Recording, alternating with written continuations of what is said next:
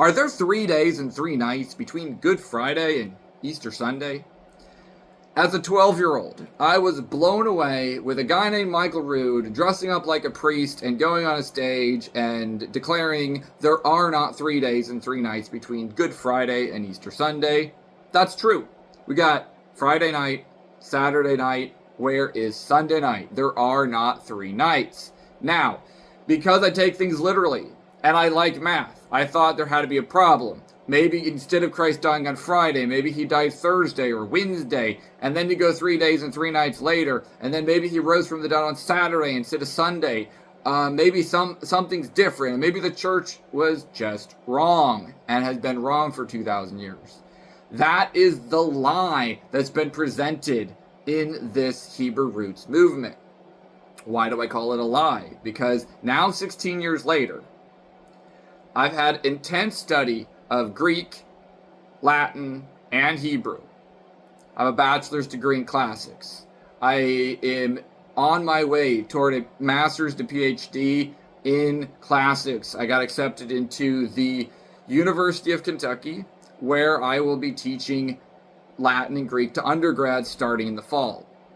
I have had intense studies of Hebrew from the Hebrew University of Jerusalem. And one thing that brought out just this wacky perspective from my ancient Hebrew Roots days was that the Jews really do count differently. I remember my Jewish professor from Jerusalem saying when he was talking about the word Shilshom, the word Shilshom means the day before yesterday. And the word Shilshom is connected with the Hebrew word shalosh, which is the number 3. You got achat, shtaim, shalosh, 1, 2, 3, and you have today, yesterday, and 3 days ago, the day before yesterday. Now, how in the world can 3 days ago be the day before yesterday?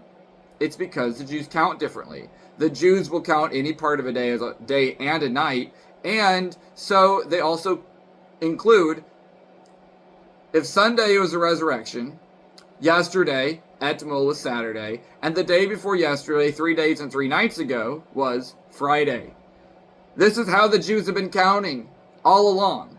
The Jews that have no reason to support Christianity. They have no reason to say Christ died on Friday and rose on Sunday. They don't believe it. They might believe he died on a Friday, but who cares about the resurrection? The Jews still count like this. They count inclusively, meaning that we start counting whatever date we're on. That's date number 1. No matter if it's a part of a day or a whole day, that's the whole day and night number 1. We continue to count. Tomorrow is day number 2. The day after that is day number 3, and that is counted as a 3rd day and a 3rd night. This does not make sense in a Western mathematical mentality, but it is how the Jews have been counting for the last 2,000 years. And from my classic study, one thing that I can say is the Romans had this inclusive way of counting. The Greeks had this inclusive way of counting. This is an ancient way of counting, to be inclusive and include whatever day you're starting on as a whole. One reason this even is a thing is because this is back before there was even invention of the word 0. So what do? You start with 1. And then 2, and then 3. There was no 0, so that is why there was an issue, and they counted differently. Now that we have a 0, we don't count that way anymore, and we feel like there's a day missing. But that's because we count differently. We do math differently, and we are not thinking like they did in the past. So this is our problem. Not their problem, not the church's problem, not the Jewish perspective's problem.